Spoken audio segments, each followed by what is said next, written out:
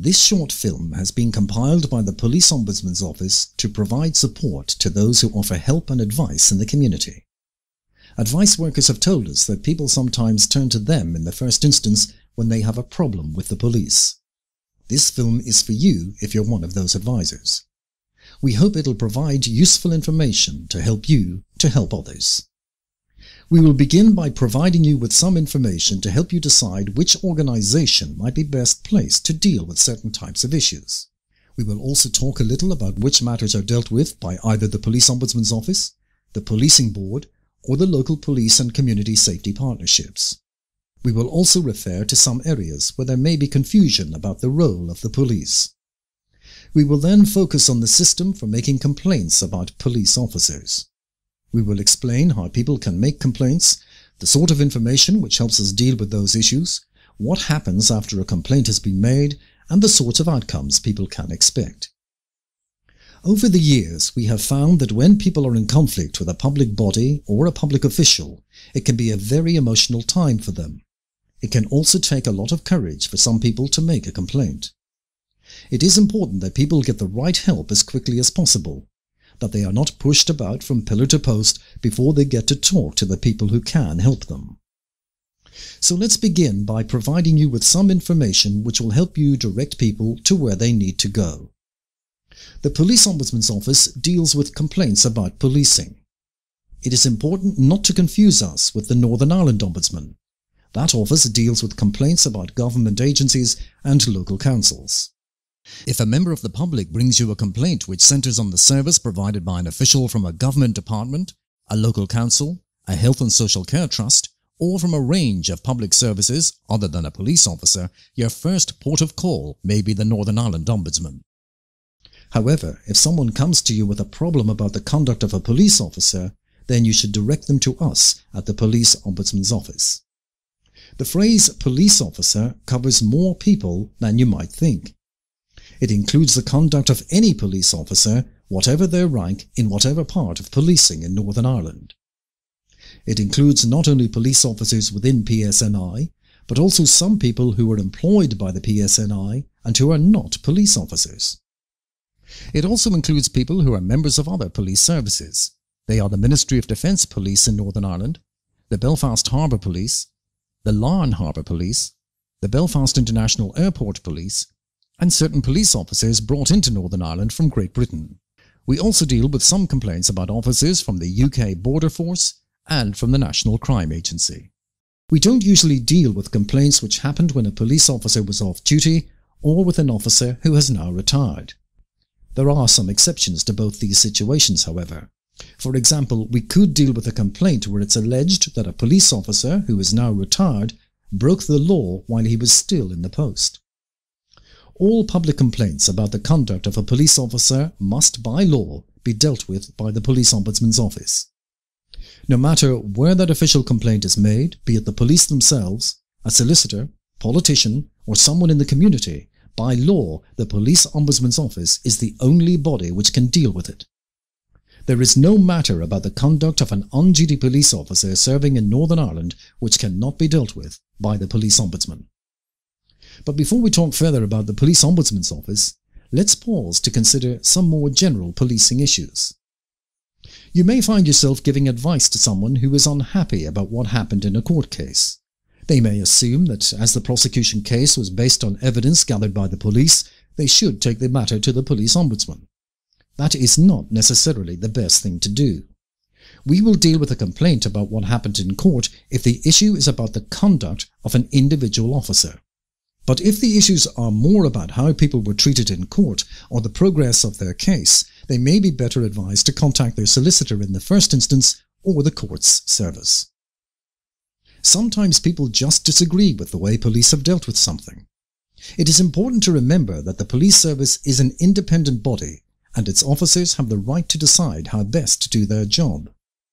This right has been described using different phrases, such as operational independence or direction and control of policing. The Police Ombudsman's Office will not investigate complaints about general operational decisions taken by the police. On the screen are issues which are thought of as being direction and control matters. These are the sort of issues you may want to suggest that people should raise with their local police and community safety partnership group. Senior police officers regularly attend these meetings to discuss local issues and concerns. Another option would be to discuss the matter with a member of the policing board. The difference between what is a matter of police conduct and what is an issue of direction and control of policing can be complex. If you are in any doubt about what advice to offer, the safest approach is to suggest the person contacts the Police Ombudsman's office. The powers of a police officer are not always understood by the wider public. Here is some brief information which we hope you will find useful. A police officer has the right to stop and search people. The fact that someone has been stopped, asked certain questions and searched, possibly several times, is not necessarily wrong. The conduct of the police officer during such incidents, however, and what he or she says may be something people wish to complain about. A police officer no longer has to attend the scene of a road accident if no one has been seriously injured in the incident. It is acceptable for a police officer to ask someone to provide information to the police and to become a police informant. He or she may make this request several times. However, the police officer's conduct, the manner of the approach, and what is said during the exchange may be something people have a right to complain about. Let's now turn to a situation where you have someone with you who is complaining about the conduct of an on-duty police officer. What should you do? You should advise them to contact us. We feel it is important that they are aware we are a completely independent complaint service. None of our staff are members of the police services they investigate. People can contact us by phone or email, via our website, by calling into our offices in Belfast City Centre between 9 and 5 Monday to Friday, or by text phone for those with hearing difficulties. Our address and phone numbers will appear on screen at the end of this video. You should advise them to contact us as soon as possible, but certainly within a year of the incident which concerns them. We can normally only look at things which happened more than a year ago if we believe they are grave or exceptional. People making a complaint can bring someone along with them if they wish. Young people often ask if they need an adult with them to make a complaint to us. The answer is no. They can talk to us on their own. We are here to offer help and advice. People can talk to us about what concerns them, and we'll help them make decisions about what to do. Coming to the Police Ombudsman's office does not mean you are committed to making a complaint. If you are speaking to someone who has just been involved in a disputed incident with a police officer, try to get them to recall and note as much information as they can. This would often include the day, time and location of the incident, the name and number or a physical description of the police officer concerned, contact details for anyone who saw what happened, the registration number of any vehicles involved, and any other useful information such as photos or video footage. Don't worry if all this information is not available. Don't even worry if they can't identify the police officer in question. Our investigators will try to get the missing information. For some people, dealing with official bodies can be daunting. The police ombudsman system is a legal process and the issues involved can become complex. But we have tried to make things as simple and as straightforward as possible. Making a complaint should not be a stressful experience. People need to know that if they contact us and decide they want to make a complaint, we will help them to compile a written statement explaining what happened to them. We will ask them to provide us with as much detail and evidence as possible. We will promise to keep people updated on how we are dealing with the investigation. We will do this in whatever way the person wants, such as in letters, emails, or phone calls. We ask that people cooperate with us. If we ask for something, we would expect people to respond to us. If the matter is a minor issue, we may suggest trying to resolve things informally and without a full investigation. That might result in the police officer explaining his or her actions. It may even involve them apologizing to the complainant. Or it may be that the person who made the complaint will come to see the police officer's point of view. Most of the more serious matters which are brought to the Police Ombudsman's office become the subject of a full investigation. These investigations are independent of the police. None of our staff are members of the PSNI. Our investigations are evidence-based and are not subject to any improper influence from the police, from those who've made the complaints, or from any interest groups in society.